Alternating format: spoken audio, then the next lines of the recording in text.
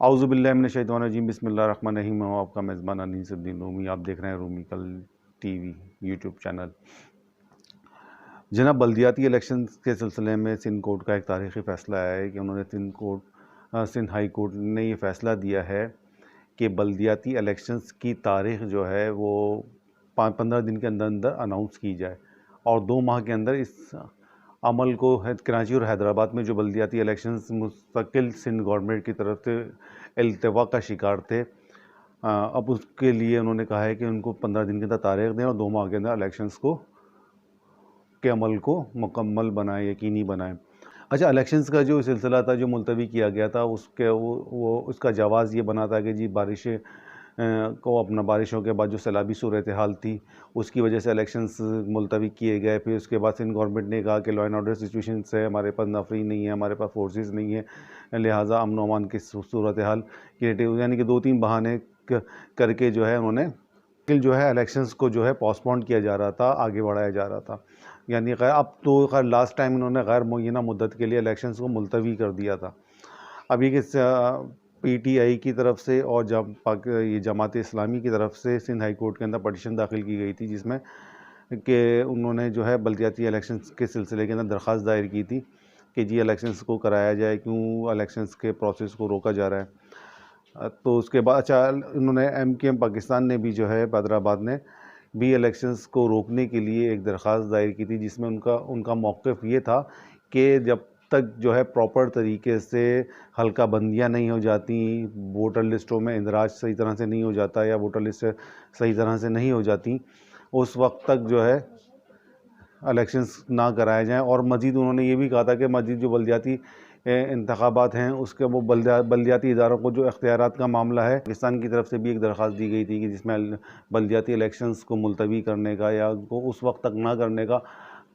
इन्होंने कहा था कि जब तक जो है बल्दिया अपना हल्का बंदियाँ प्रॉपर तरीके से उनके मुताबिक नहीं हो जाती, या फिर वोटर लिस्टों का उन्होंने एक इशू बताया था कि वोटर लिस्टों का या मरदमशुमारी का जो भी मामला था उस हवाले से, तो उस पर हाई कोर्ट ने ये मौक़िफ़ इख्तियार किया है कि जी इनके मौक़िफ़ के अंदर कोई जान नहीं है MKM से, तो उनकी दरख्वास्त को मुस्तरद कर दिया गया है।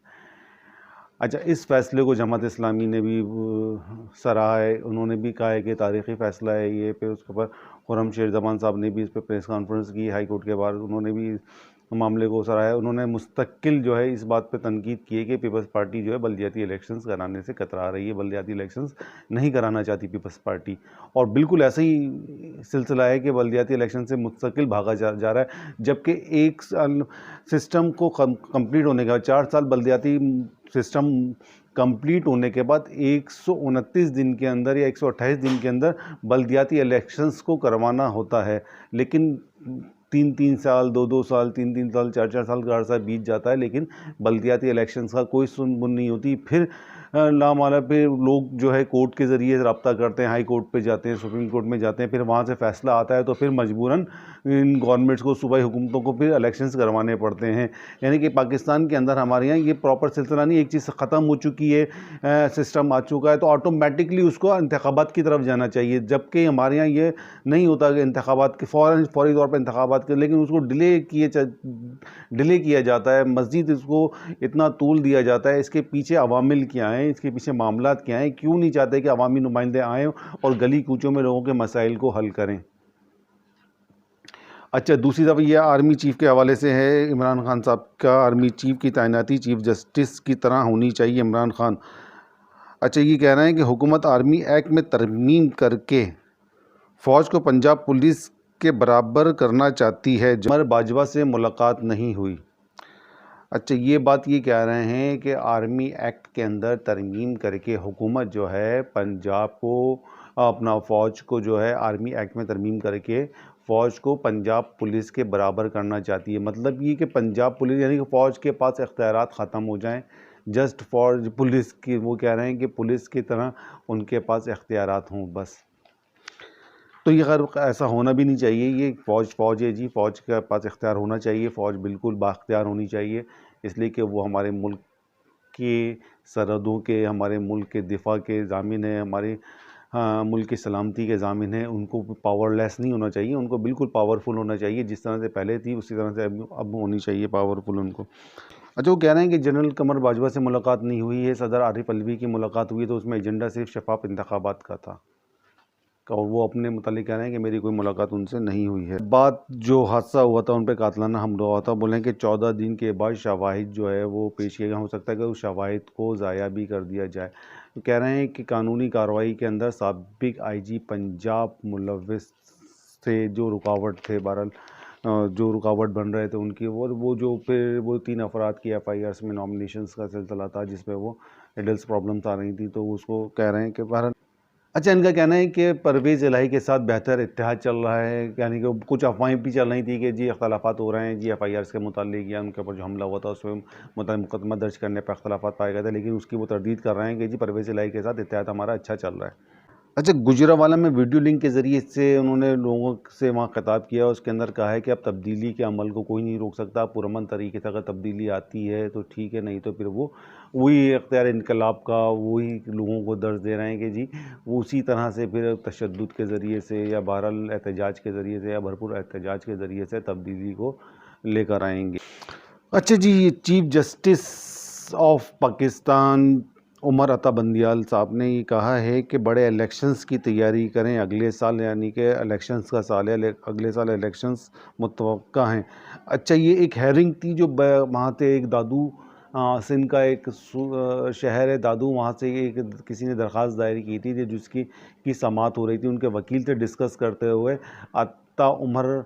बंदियाल साहब ने ये कहा है कि इलेक्शंस अगले साल मुतवक्का हैं, अगले साल तक हो सकते हैं, कि उनकी वो तो कोई सिलसिला था, कोई उन्होंने पटिशन दाखिल करी थी कि जी मैंने जो है इलेक्शंस के अंदर जो है वोटर लिस्ट के मुताबिक या उसके वोटर लिस्ट के मुताबिक या मैंने अपना क्या नाम है मरदमशुमारी के मुताबिक इंदराज कराया था, तो वार्ड के अंदर मेरा नाम नहीं था, तो उनके अंदर मुझे मौक़िफ़ इख्तियार किया था उनके वकील ने कि जी इनका वार्ड के अंदर नाम